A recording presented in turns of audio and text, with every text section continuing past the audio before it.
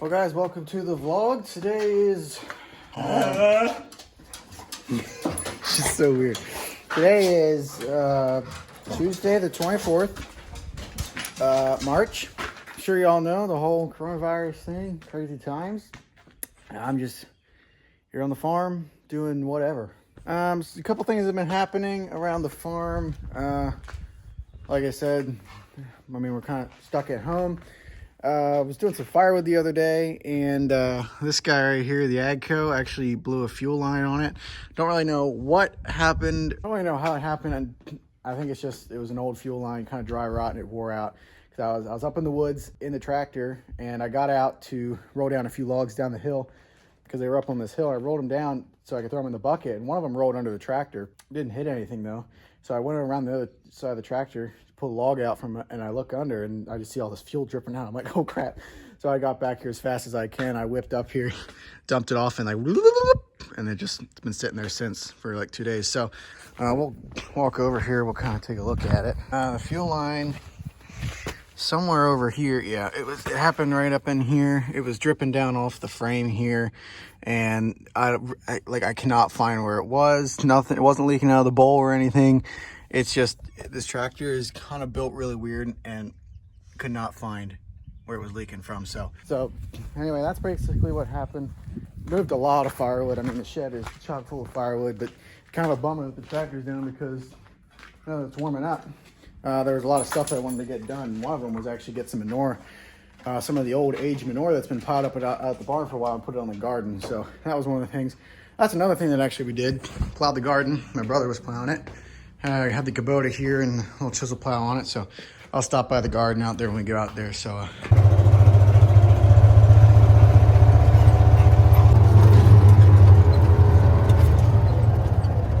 here's the garden. Plowed it up. It turned out pretty nice. We actually plowed it a while ago, like a month ago when we had a real warm day, and put some manure on it. And then we came through and plowed it again the other day, and it's actually looking really nice. And we have another garden down there that we already started planting some lettuce in. So stuff is happening around the farm. Next on the list for today, we're gonna go feed the steers. That's what I'm gonna do right now. But I do want to point out that the cover crop, this year's cover crop, the wheat, is beautiful. We got the steers on the second pasture finally. Opened up the gate. So during the winter, if you've seen a lot of the other videos, during the winter they are up here in the upper pasture. They don't go on the other one down there because we want to let that grow up.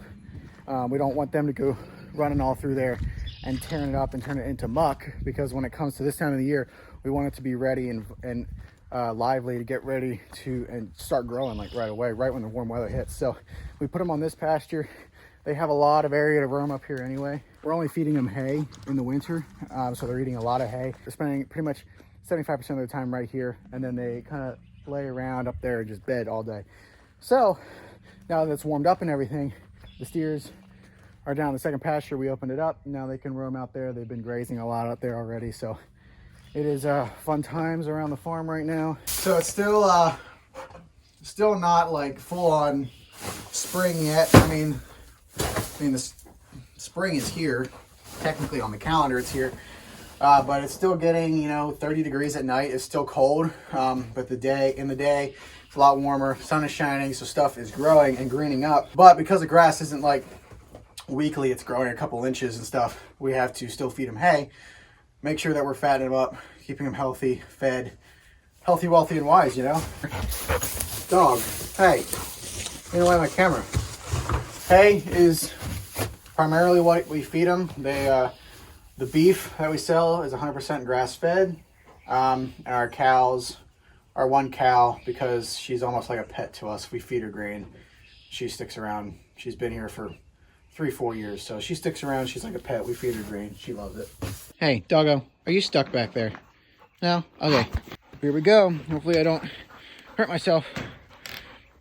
Ooh, all right, did it. Okay, your turn. You go around. Yes, she is. Good girl. So I mentioned that we do all grass-fed beef.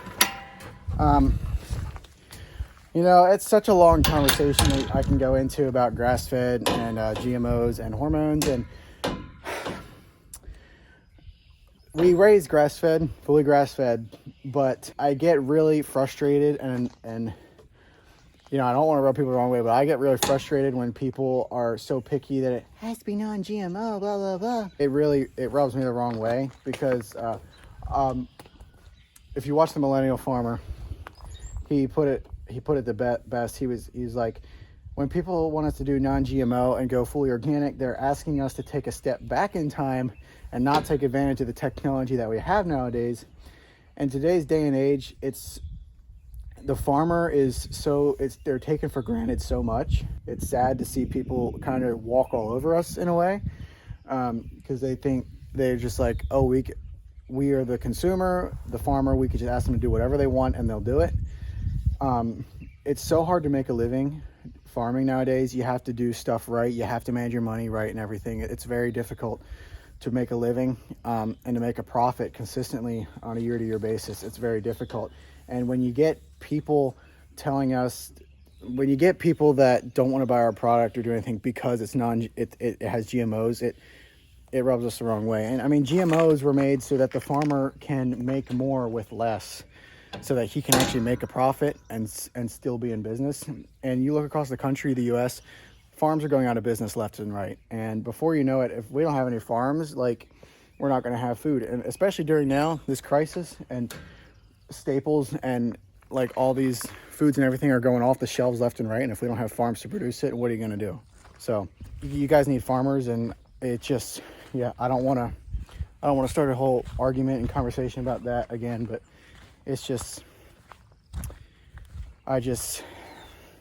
yeah, the reason we do fully grass fed is just because the way we're set up, it works for us. We're not a full-fledged farm. We don't entirely live off the farm and everything. We have other jobs and stuff, and it works well for us. We don't have a bunch of feed costs and stuff, and we can just raise a few steers here on a pasture. That's the reason it works for us, and that's the reason why we do it. And of course, like I said, people want that non-GMO, no hormones, fully grass-fed. And since it works for us, we're going to take advantage of that. People are going to pay premiums for that. And we'd be foolish not to take advantage of it the best we can. That's the reason we do it. Anyway, that's how we do things. Yeah, I mean, I don't want to bash the organic farmers. We need them too, because not everybody can do organic. But like I said, I don't want to get in an argument, but that was just my 2 cents.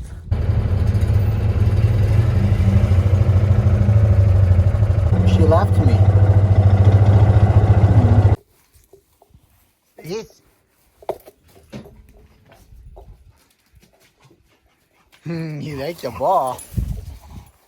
You like it? I like it. You like it, little lady? Alright, we gotta get that TV. Can you get her? Come on. Get it. Good girl.